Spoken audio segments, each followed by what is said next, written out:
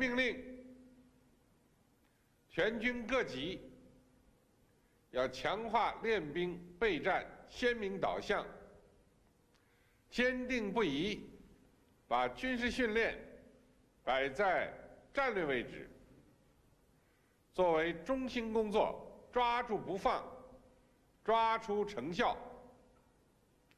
要坚持领导带头，以上率下，坚持实战实训、连战连训，坚持按纲施训、从严治训。生龙活虎的场面，通过视频校阅了各军兵种和武警部队野外分会场开训情况。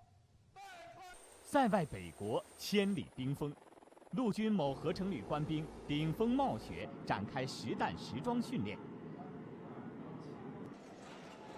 南国军港波飞浪卷，装载训练。